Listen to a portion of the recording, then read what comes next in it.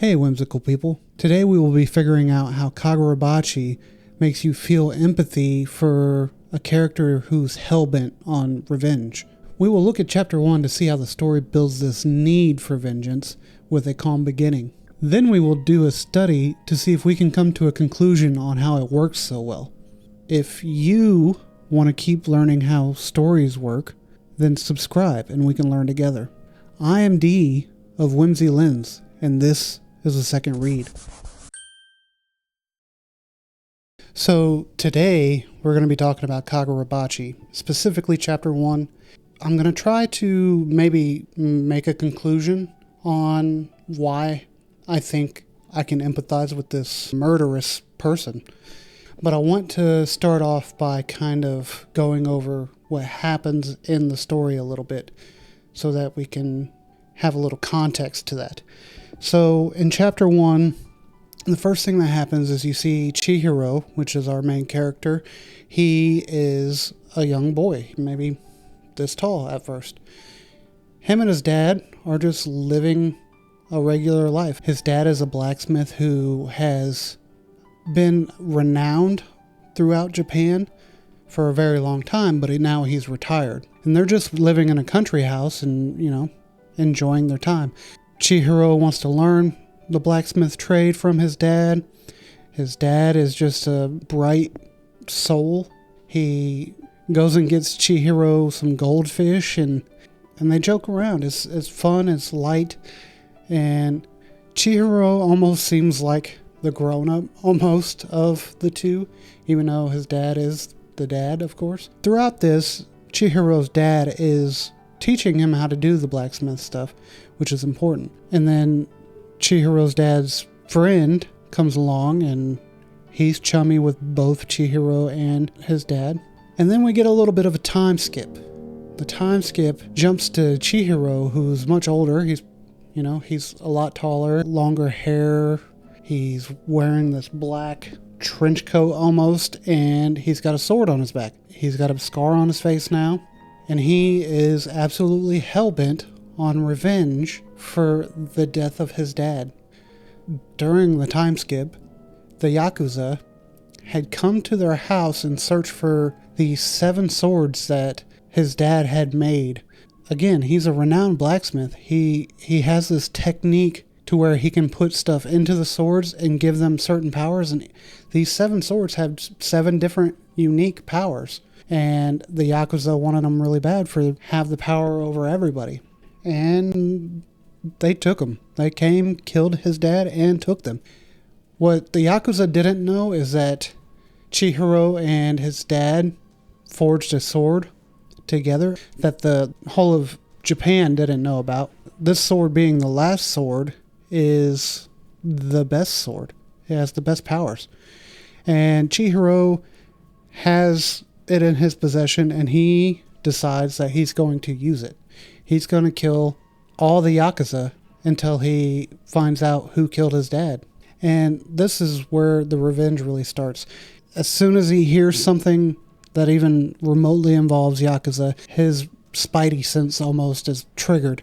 And him and his dad's friend are working together to find these people. So they go to where their leads take them. When they get there, it's not pretty for the Yakuza. He straight up murders everybody in sight. It's really sick to look at, but I'm wondering how I can justify to myself, or any reader can justify to themselves, to empathize with someone who is blatantly murdering people right in front of us on the page. I think we should empathize with him, but I want to know why. So today we're going to do a drawing experiment where we might do a little less drawing than normal, but what we're going to do is take a couple pages, see where those little moments in the quiet section really amplify why we feel the way we do about Chihiro and his revenge. We'll either redraw those to see what's happening, or we might draw our own versions of those to see if we can convey the same feeling. Again, this is all just study. Take everything with a grain of salt, and hopefully we'll learn something. Let's just go ahead and get into it. What I think makes it work is that they set up Chihiro's dad to be he's someone that could be in your life with the qualities that he has that, if someone like that was in your life and they died, you would mourn them. So he is a good dad. He hangs out with his son. He's teaching his son things. He's very cheerful. He's very bright. And these are all like things that are just setting up a good character. And when that character dies, you feel it. It's done so little in the first chapter that maybe you yourself don't feel it, but you feel how Chihiro feels it, if that makes sense. They also do another thing that I noticed where Chihiro is kind of cold, or not, maybe not cold, but distant. He's very matter of fact, and I think this sets up maybe a reader's secondhand guilt. So we're going to look at these pages, and see if we can point out where these little moments happen. And if I see any that I think I can maybe do a redraw on and see if we can make it better or change a little thing about it to see if it works better, I'll do that. The first page I want to look at is this page. And this is all very normal stuff, it's just them living. Right here it shows them in their little country house.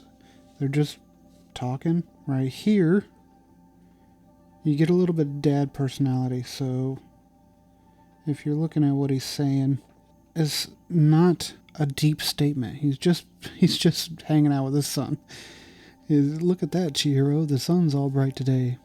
But look at his face. His face is all wonky. He's just likable in this panel.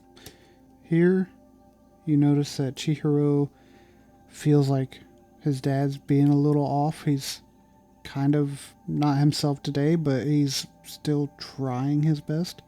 And then over here, you get a little bit of humor. Humor makes everybody a little bit more likable, in my opinion. So that's that first page, and it is just setting up the dad as a, like I said, bright character. One thing I noticed that I didn't cover is in here, these eyes. You'll see it when I go back to the panels during the revenge section, but they don't change. His eyes are deadpan the whole time. And I kind of want to, after we get done looking at the panels, I want to redraw this panel here and just do it to where his eyes are a little bit brighter, more hopeful, and see if that will set up the payoff in the revenge part where his eyes do get really deadpan like that, and see if that will help convey the stark difference between now and then. Next page I want to look at is just more character building. His dad is just got him some fresh goldfish and is asking him why he's not more excited. And then Chihiro, as I said, it sometimes acts like the grown-up of the two. He's like, who'd you think's gonna end up taking care of them? Not you, right? Again, he's being deadpan, a little bit cold, and I think that if you change that deadpan in the beginning, you might get a little bit of a different story, but I think it could work better if he's, before his dad dies, then he's a little more cheerful. And he doesn't have to be over the top cheerful, but just less fed up. But I could be wrong about that. So we will do some experiments with that here in just a bit. And then you get his dad being excited about the luck of the goldfish, And then right here, it's just more character building. We're building this dad to be a very likable person. And with the contrast of Chihiro being so indifferent. Next page, we get the dad's friend who comes over. And this is a big character in the story. The rest of this page here is just more of father-son bonding stuff and some more humor. Again, I think this is setting up how we mourn for this character later when he dies. You'll empathize with a boy who has lost his loving dad, who was funny, who was outgoing, who really had an impact on his son's life. Okay, now we're after the time skip where Chihiro's a little more grown up and he is bent on revenge. Again, here's the deadpan eyes in this panel. That is a really strong look for a person that is bent on revenge, because it's not anger at this point. It's almost just so fed up with the world around him that he's just dead inside. And I think that's a really cool look. And he says in this panel, "So every day I start the morning with fresh hatred." This is pretty stark even to the cold disposition that he had when he was younger. This is way more matter of fact. I hate everything that has to do with my father's death, and that's pretty strong. And I think it would be made stronger if he was a little bit happier in the beginning, but we'll get to that. In this panel, I just wanted to point out some of the character design. Again, we see his hair is a little bit longer. He's almost like hugging his sword. And he's wearing all black, tropey, but very much on par for a guy that's wanting revenge. In this next page, this is where he is exacting some revenge. This is an ongoing story, so this isn't like the last bit of it by any means. But I wanted to kind of show a little bit about the way he gets it done, because I think that's kind of important to his character quality. And I also wanted to show you some of the sword that him and his dad built. A big part of this, and I keep reiterating it because I think it's one of the defining characteristics of Chihiro, it's these eyes.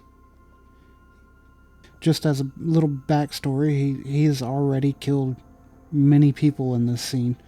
This is like getting close to the end of him slaughtering a whole group. But his eyes, they look exactly the same. He's not angry. He's just deadpan. Same thing over here, just deadpan. With that being such a motif with him, if we took it away in the beginning and made him a little more bright-eyed, bushy-tailed, it would be a stronger contrast when we get to scenes like this. So I think that's the main thought I had about how we can empathize with Chihiro, is that we empathize with his dad first. When you empathize with someone and they die by the hands of an evil corporation like the Yakuza, it's almost a second nature thing that you go kill these Yakuza. Is it right? No, maybe not. Well, then again, it could be. I mean, if they're really that evil, they're killing everybody. Maybe a little bit of a vigilantism is justified. That's not for me to decide, but that's why we're allowed to look at Chihiro murdering this guy and these other guys and these other guys and be like, yeah, I get it. I get it. This group of evil people came to your house and slaughtered your dad, left you with nothing but a sword that they knew nothing about. That's pretty rough. So now I want to kind of get back to some of these moments where I think we could change things and make them feel a little bit better. So I'm going to redraw the panel here with Chihiro. I'm not going to redraw the whole thing. I'm just going to try to redraw his facial situation and see if we put a little bit more cheery into his eyes. Maybe that'll make the contrast later better. So I'll be back when the drawing is done.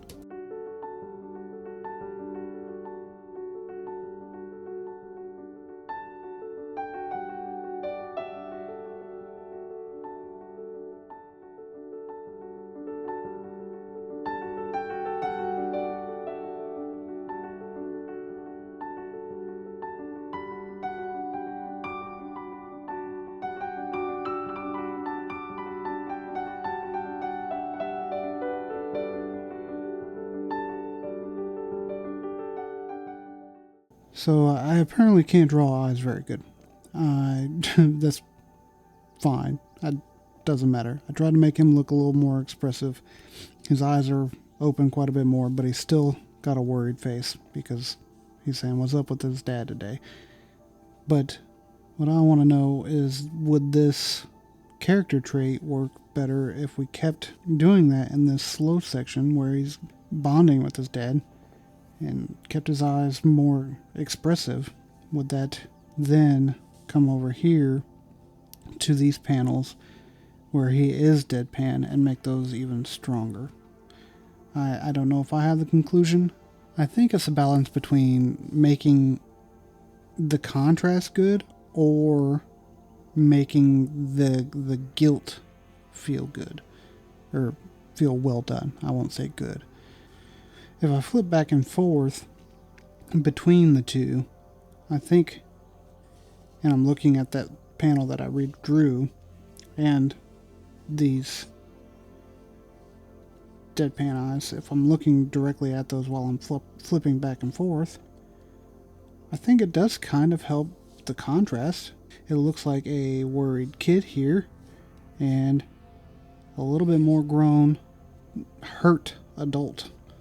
I think that does help, but I think what it comes down to is, does the contrast there outweigh the buildup of guilt? It's not explained in the story, but I think with the deadpan eyes in the beginning, Chihiro is feeling a little cold towards his dad because it's just everyday life. He doesn't think his dad's going to die soon, so he's just used to all this weird feeling that his dad has to him. It's like a over-the-top grown kid thing. So he's kind of like, oh my god, this again.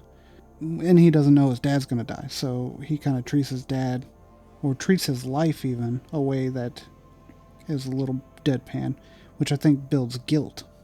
So which one works better, the contrast or the guilt? I don't know. I'll leave that up to you guys in the comments.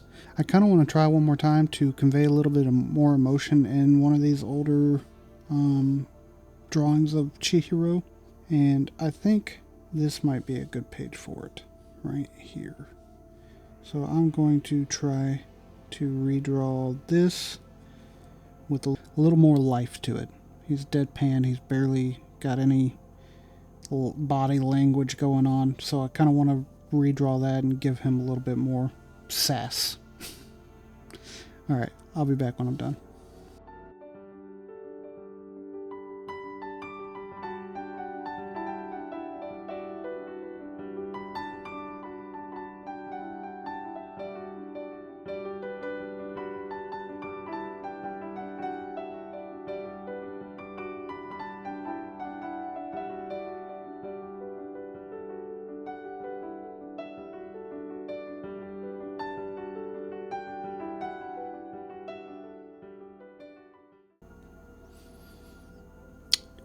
Okay, now that that's done, I want to take a broad look at this, and I really think that works. You know, it's not changing his character so much that he is a completely different person, but he is a little bit more, what's the word? I think he's a little bit more receptive and more kind feeling. Which, again, I don't know if that 100% works, but if you look at this, again, compared to his deadpan look here, I think the contrast really heightens it. Again, we're getting less of the guilt, but is that a trade-off we can make? If that is a conclusion I can't come up with, it would have to be drawn into a manga for several pages and built around that concept, but I think it works either way. And the real concept here is not necessarily how Chihiro acts before this. It's really the setup of his dad. His dad is genuinely a fun person who is a good dad and will be missed, you know? and whether the revenge is built upon the guilt or is built upon the relationship or a little bit of both is something that could be a possibility. I think we've covered basically everything that I can take from the pages and tell you about the revenge and why we empathize with it. So I guess we'll call the experiment done. So, did we learn anything? I think we learned something. Is mostly reinforcement of the ideas I already had about how this works. When I first went into the experiment, I thought that it was the quiet setup of their normal life that really enforced the empathy for the revenge. What I found out was it was more about liking the dad. The dad is more likable, and when he dies, that makes us feel some type of way about it. This concept could be relayed through multiple different manga. I could think of at least one more off the top of my head that does it very similarly, which is Vinland Saga. Thorfinn's dad gets killed and he goes on an absolute rampage. But the way that Kagurabachi does it is by making you love his dad before they kill his dad off. And it's similar in Vinland Saga, but I think this version of it has a real weight. And the fact that they could do it all in one chapter really piqued my interest. I think the experiment explains itself, and that's really all for today. If you guys have any other ideas on what could push the empathy for revenge, or just push the revenge to greater levels, then let me know in the comments and I'll read them and see if, maybe I can learn something. So if you guys enjoy taking apart stories and looking at the art to see what drives those stories and learn through that, then maybe subscribe and we can learn together. And I hope you enjoyed the video. See you next time.